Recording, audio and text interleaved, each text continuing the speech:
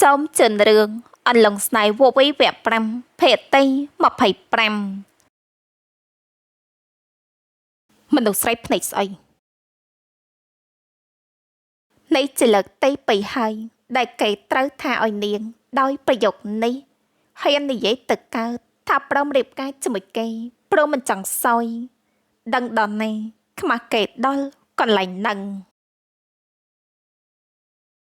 ហើយអ្នកណាថាប្តីប្រពន្ធត្រូវមានសេចជាមួយគ្នាក្នុងយប់ផ្សំដំណេកយស័ព្ទទៅ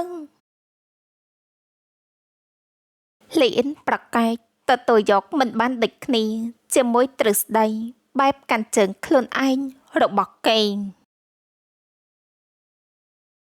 នេះនាងគិតថាខ្ញុំនឹងកេងអប់នាងពេញមួយយប់ដែលគ្មានអីនឹងគ្នាចឹងអូមិនអាចត្រួយទេលីអ៊ិនហើយខ្ញុំក៏មិនព្រមដែរខេនប្រកាសការតាំងចិត្តរបស់ខ្លួនច្បាស់ធ្វើឲ្យអ្នកស្ដាប់មកក្រហមលីអ៊ីនដកដង្ហើមចូលវិញនិងប្រាប់ខ្លួនឯងយ៉ាងមុតមមថាលើកនេះនឹងមិនប្រមឲ្យគេ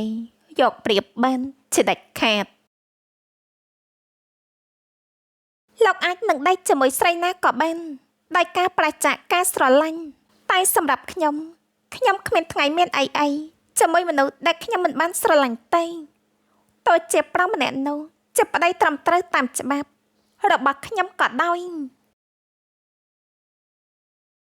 លីអ៊ីនប្រាប់សំឡេងច្បាស់ស្គួតមែនមានន័យថាបើខ្ញុំចង់ដេកជាមួយនាង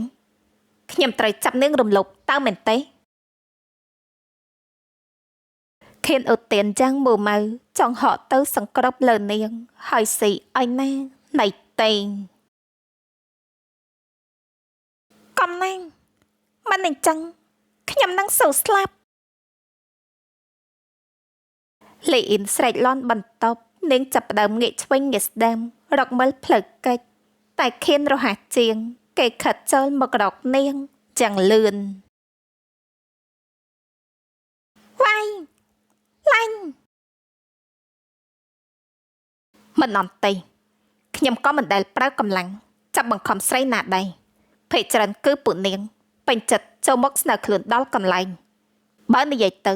ក៏ធ្វើឲ្យកើតអារម្មណ៍ពុះកញ្ជ្រោលមួយបែបដែរស្រួលមិនស្រួលនាងអាចនឹងចប់ចិត្តអង្វរសុំម្ដងទៀតក៏ថាបានខៀនប្រាប់អ្នកនៅក្នុងរង្វង់ដៃសំឡេងទាបកែវភ្នែកគេមានពន្លឺចេញចាញ់ចេញចាច់លីអ៊ីនឃើញអារម្មណ៍តណ្ហាក្នុងកែវភ្នែកគេហើយក៏ក្តៅខ្លួននឹងព្រឺសម្បោកខ្ញាក់មនុស្សឆ្កួតនៃលោកចង់ចាប់ខ្ញុំប៉ាត់មែនណកំណាមិនអញ្ចឹងខ្ញុំនឹងស្រែកឲ្យគេជួយបើចង់ស្រែកឲ្យលឺទៅដល់បន្ទប់កេងស្រីផងទៅគ្រប់គ្នានឹងបានដឹងថាស្ថានភាពរវាងយើងវាសប្បាយនឹងររៀលប៉ុណ្ណាខៀននិយាយឌឺមុននឹងដាក់មុខណែបនឹងកលកសោកចៃតើបលីអ៊ីនប្រញាប់លើកដៃមករុញផ្ទៃមុខគេចាញ់លោកខៀនឈប់សិន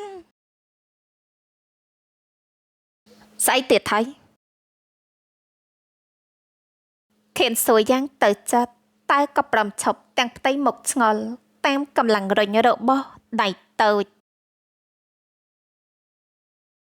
ខ្ញុំថាយើងមកនិយាយគ្នាដោយសន្តិភាពល្អទេ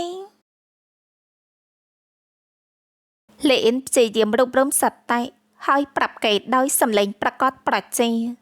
នាងនៅមិនព្រមដកដៃចេញពីផ្ទៃមុខសង្ហាព្រោះមិនទឹកចិត្តនិយាយគ្នាយ៉ាងសន្តិភាពអូខៀនសួរព្រមទាំងមើលនាងដោយក្រសែភ្នែកចាប់កំហឹសមិនដឹងថានាងចង់ប្រើស្នៀតអីតែមិនថានាងមានស្នៀតអីក៏គេមិនខ្លាចដែរព្រោះជឿជាក់ថាខ្លួនឯងមានវិធីបង្ក្រាបភរិយារបស់គេចាលីអ៊ីនងក់ក្បាល និយាយមកខេនខាត់ចេញពីនាងបន្តិចដើម្បីស្ដាប់នាងនិយាយតើបលីអ៊ីនដកដៃចេញពីផ្ទៃមុខសង្ហាហើយប្រាប់ទៅគេដែលស្ដាប់ទៅដូចជាការបញ្ជាច្រើនជាងខ្ញុំនឹងប្រមឲ្យលោកអោបដោះតល់អោបយកប៉ុណ្ណាក៏បានដែរតែហាមលោកធ្វើឲ្យខ្ញុំជាដាច់ខាតអោបដោះតន់ចង្អោខៀនចង់តែសើចឲ្យជ្រុះថ្មិញតៃសំណើរបស់នាងពិតជាដូចកូនក្មេងមែនចាស្ថានភាពរបស់យើងទាំងពីរពេលនេះគ្រាន់តែអោបតែម្យ៉ាងមិនបានតៃហានីនាងត្រូវប្រមឲ្យប្តីថើបសពពេញខ្លួនប្រានទៅខ្ញុំយល់ព្រមទទួលសំណើនាងខេនប្រាប់សំឡេងអស់សំណើចធ្វើឲ្យអ្នកស្ដាប់មុខក្រហមដោយអារម្មណ៍ខឹងហើយខ្មាស់នៃនាងចាញ់ប្រៀបគេទៀតថាយ៉ពេលមិនអាចធ្វើអ្វីគេបាននាងក៏នៅស្ងៀមគិតយ៉ាងម៉េចសម្រេចចិត្តបានហើយឬនៅតើព្រមឬមិនព្រមព្រមក៏បានគ្រាន់តែអោបថើបធម្មតាតែណាលេអ៊ីនទៅពាក្យដោយអារម្មណ៍ខ្លាចដោយមិនភ្លេចបញ្ជាក់ពីសំណើម្ដងទៀតដើម្បីការជឿជាក់ហើយខៀនក៏យល់ព្រមយ៉ាងងាយស្រួលតែក្រសែភ្នែកគេបែកជាពេញដោយល្បិចយល់ព្រមលោកខៀន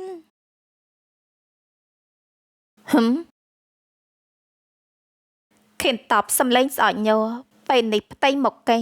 កំពុងញញីត្រង់ដើមទ្រូងត្រលុកត្រលន់គេពេញចិត្តយ៉ាងខ្លាំងដែលអាចធ្វើឲ្យលីអ៊ីនដែលយករសាប្រសល់នឹងតន់ខ្លួនល្អនៅក្រោមរាងកាយគេបែបនេះម៉ោង7:01រំលងអត្រាថៃណាលីអ៊ីនប្រាប់សំឡេងស្អកញ័រមានអារម្មណ៍ដូចខ្លួនឯង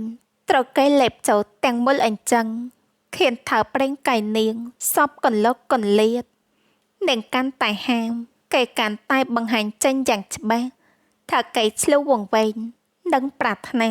រាងកាយនាងខ្លាំងជាច្រើនលើកដែលលីអ៊ីនមានអារម្មណ៍ដូចកំពុងចិត្តដាច់ខ្យល់ស្លាប់នាងដកដង្ហើមញាប់មានអារម្មណ៍ក្តៅរងាព្រោះភាពប្លែកថ្មីដែលទៅបានទទួលជាលើកដំបូងពេលដល់ចំណុចមួយដែលរាងកាយប្រឹងកន្ត្រាក់នាងក៏ស្រែកចេញមកយ៉ាងភ្លេចខ្លួនហើយយ៉ាងម៉េចម្ចាស់រាងកាយរឹងមាំដែលស្លៀកតែខោខ្លីមួយនិយាយឡើងដូចមិនខ្វល់អ្វីថែមទាំងប្រុងនឹងវេលុកបន្តមិនឈប់ឃើញដូចនេះអ្នកដែលព្យាយាមទ្រាំទ្រជាមួយអារម្មណ៍ប្លែកថ្មីឡើងយូរនោះក៏ស្រែកឡើងមកព្រោះមិនចង់ធ្វើរឿងគួយខ្មាស់ទៀតទេទាំងដែលមាត់ស្រែកហាមតែបែរជាបៀតរាងកាយចូលទៅឲ្យគេភ្លក់ម្ដងហើយម្ដងទៀតមនុស្សឈួតនៅមានមុខមកសួរទៀតតលោកអោបថាប់ខ្ញុំចិត្ត3 ម៉ោងហើយខ្ញុំងងុយកេងលីអ៊ីនឡូឡាព្រមទាំងព្យាយាមរើបំរាដើម្បីឲ្យរបូតចេញពីរង្វង់ដៃរបស់គេតែវាមិនងាយស្រួលទេព្រោះពេលនេះរាងកាយនាងស្ទើរតែគ្មានកម្លាំងកំហែងក្នុងខ្លួនទេខ្ញុំប្រាប់ហើយទៅហានីបើនាងងុយកេងក៏កេងទៅខៀនដកបបោមាត់ចេញពីបបោមាត់ទន់ល្មើយកែវភ្នែកគេស្រទន់ពេញដោយក្តីប្រាថ្នាធ្វើឲ្យលីអ៊ីនចាប់ផ្ដើមដកដង្ហើមហប់ញាប់ម្ដងទៀតលោកក្រញ៉េរញ៉ៃជាមួយរាងកាយខ្ញុំបែបនេះតើឲ្យខ្ញុំកេងលុយយ៉ាងម៉េចទៅឲ្យធ្វើយ៉ាងម៉េចបើខ្ញុំមិនតាន់ឆ្អែតផង ខៀននិយាយយ៉ាងយកតែចិត្តខ្លួនឯងលីអ៊ីនមិនដឹងថានាងគិតខ្លួនឯងឬអត់ដែលមួយរយៈក្រោយនេះនាងចាប់ផ្ដើមសាំជាមួយចរិតយកតែចិត្តខ្លួនឯងភាពគ្មានហេតុផលរបស់គេហើយវាក៏ធ្វើឲ្យនាងចាប់ផ្ដើមមើលឃើញវិធីក្នុងការតបតល់ដូចគ្នាតែខ្ញុំងងុយកេងហើយលីអ៊ីនសាប្រាវិធីត្រជាក់ក្រែងបានផលខេនជាមនុស្សមកត្រឹងតែចិត្តតន់គេយកតែចិត្តខ្លួនឯងតែគេយកចិត្តទុកដាក់ជាមួយនាងហើយនាងក៏ត្រូវចិត្តនឹងមានអារម្មណ៍កក់ក្ដៅពេលឃើញក្រសែភ្នែកពេញដោយក្តីបារម្ភដែលគេមើលមកក្រសែភ្នែកដែលធ្វើឲ្យលីអ៊ីនដឹងថាគេកំពុងចិត្តតន់ងុយកេងមែនណោចាំមែនលោកក៏ដឹងដែរថាខ្ញុំលេបថ្នាំលីអ៊ីនងក់ក្បាលតិចមិនហ៊ាននិយាយបន្តថានាងអស់កម្លាំងប្រកេនឹងហើយអញ្ចឹងកេងទៅខ្ញុំឈប់រំខានហើយចាអរគុណលីអ៊ីនញញឹមផ្អែមដាក់កេងឃើញហើយឬនៅថាខ្ញុំចិត្តល្អជាប្តីដែលព្រមតាមប្រព័ន្ធគ្រប់យ៉ាងខេនប្រាប់ព្រមទាំងញញឹមតន់ផ្លន់សម្លឹងមើលរាងកាយតូចច្រឡឹងយ៉ាងសោកស្ដាយមុននឹងជួយទាញរ៉ូបកេងឡើងមកពាក់ឲ្យនាងយ៉ាងថ្នមដៃបន្ទាប់មកក៏ដាក់ឲ្យនាងកេងស្រួលបួលទូមានអារម្មណ៍ល្អនិងពេញចិត្តខ្លាំងតែលីអ៊ីននៅមិនតាន់ຕົកចិត្តនៅឡើយព្រោះដឹងច្បាស់ថាខៀនជាមនុស្សមានល្បិចនឹងយកតែចិត្តខ្លួនឯងខ្លាំងប៉ុណ្ណាហេតុអីក៏ព្រមតាមចិត្តនាងងាយបែបនេះបើលោកថ្វាយខ្ញុំបែរតែខ្ញុំកេងលោកខ្ញុំសូមដាក់បណ្ដាសាញ់ឲ្យលោកងាប់ប្រដាប់ផេតធ្វើឯងឡាញ់កើតខិនសើចសម្លេងខ្លាំងមើលទឹកមុខប្រកបប្រជារបស់អ្នកដាក់បណ្ដាសាគេហើយគេចង់តែចាប់ញញីនាងម្ដងទៀតទេដាក់បណ្ដាសាអីមិនដាក់មកដាក់បណ្ដាសាឲ្យគេងាប់ប្រដាប់ផេតខ្ញុំសុកចិត្តងាប់ប្រដាប់ភេទជាមួយស្រីផ្សេងហើយបដូរមកមានអារម្មណ៍ខ្លាំងជាមួយនាងតែម្នាក់គត់ឆ្កត់តែអលីអ៊ីនសម្លឹងមកកេថ្លៃឃើញភ្នែកមីរបស់នាងហើយក៏អាណិតតើបមិនចង់រំខានបានតែសង្ស័យខ្លួនឯងនេះគេខ្លាចជាមនុស្សចិត្តតន់តាំងពីពេលណាកេងទៅមនុស្សល្អខ្ញុំមិនធ្វើឯនាងពិតមែនជាចិត្តខ្ញុំខ្លាចបានទេអោបខ្ញុំបន្តិចនាងប្រាប់ដោយសំឡេងទន់ហើយនោះជាការបញ្ជាក់យ៉ាងច្បាស់ចំណុចពាក្យថាជឿចិត្តពីនាងវិនាទីបន្ទាប់មកលីអ៊ីនក៏ត្រូវរង្វង់ដៃកក់ក្ដៅទាញចូលទៅអោបព្រមជាមួយសំឡេងខ្សឹបក្បែរត្រជាដែលធ្វើឲ្យលីអ៊ីនមានអារម្មណ៍កក់ក្ដៅខ្ញុំមិនសន្យាទេណាហានីតែខ្ញុំនឹងអប់នាងបែបនេះរយប់រហូតទៅមិនជឿនាងចាំមើលទៅអារ៉ុនសួស្ដីសំណប់ចិត្ត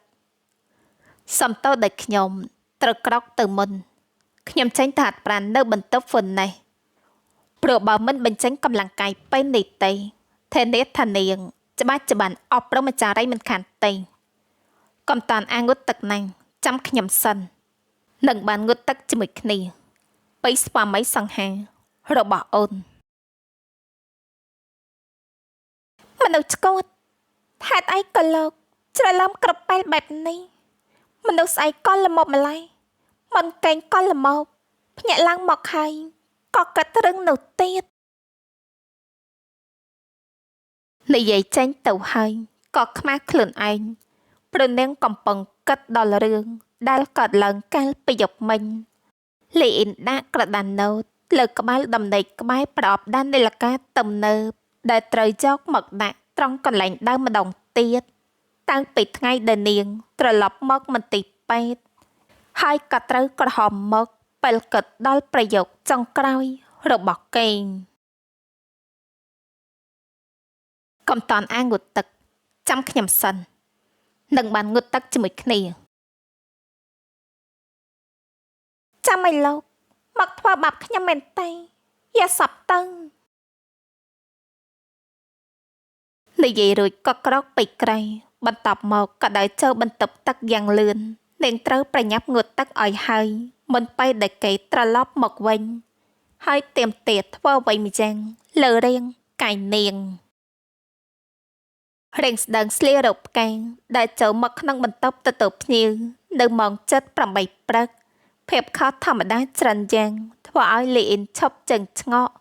ហើយរកមើលអ្នកបម្រើដើម្បីសួរតែអ្នកដែលចូលមកឲ្យនាងឃើញមុខមុនគេគឺដេនីលអង្គរះកំឡោះអោនក្បាលធ្វើការគោរពនាងយ៉ាងអោនលំតូនអរុនសួស្ដីចៅហ្វាយស្រីខ្ញុំមិនរាក់ទាក់តបទៅវិញព្រោះសពនាមដែលលោកដេនីលហៅខ្ញុំនេះអញលីអ៊ីននិយាយយ៉ាងទៅចិត្តតែដេនីលមិនហ៊ានប្រកែកអ្វីព្រោះជឿជាក់ថាខ្លួនឯងប្រើសពនាមត្រឹមត្រូវហើយទៅបានត្រឹមតែញញឹមតើដៃលោកយ៉ាងម៉េចហើយហេតុអីមិនសម្រាប់ឲ្យជាសិនសមមកធ្វើការលីអ៊ីនសួរដោយក្តីបារម្ភចិត្តជាហើយបាត់ពេលនេះគ្រាន់តែមានអារម្មណ៍ទៅបន្តិចអរគុណចៅហ្វាយស្រីដែលបារម្ភដេនីលអោនក្បាលដាក់នាងបន្តិចលីអ៊ីនបានតែក្រវីក្បាលហើយដកដង្ហើមធំលោកដេនីលហើយខ្ញុំដូចមុនមិនបានតែអីខ្ញុំមិនចូលចិត្តពេលនេះទេស្ដាប់ហើយមានអារម្មណ៍ប្លែកយ៉ាងម៉េចមិនដឹងទេនិយាយចេញទៅហើយក៏ធ្វើមកមិនពេញចិត្តដំបងដេនីលប្រឹងនឹងបដិសេធតែពេលឃើញរឹកពេតតែចាត់របស់នាងដែលបង្ហាញចេញគេក៏ព្រមទទួលពាក្យបើចៅហ្វាយស្រីមិនចូលចិត្តអញ្ចឹងក៏បានខ្ញុំហៅអ្នកនាងលីអ៊ីនដូចដើមអរគុណក្រាន់បើបន្តិច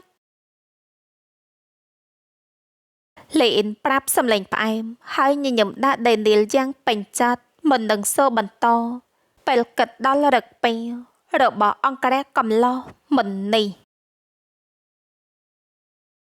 ហើយមិញលោកដេនីលប្រឹងនឹងទៅណាខ្ញុំចូលមករកចៅហ្វាយ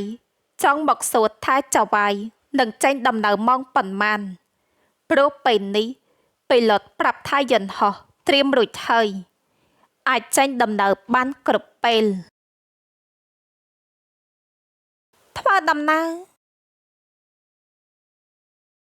លីអ៊ីនធ្វើមុខសង្ស័យមិនតាន់បានសួរថាអ្នកណាចង់ទៅណាផងមេដអូនក៏ដើរចូលមកព្រមទាំងនិយាយឡើងដោយផ្ទៃមុខញញឹមញញែមអរុនសួស្ដីអ្នកនាងអរុនសួស្ដីមេដរឿងអន្លង់ស្នេហ៍វវីវគ្គ5ភេទទី25ក៏សូមបញ្ចប់សម្រងចាំស្ដាប់ភេទទី26ដែលជាភេទបន្ត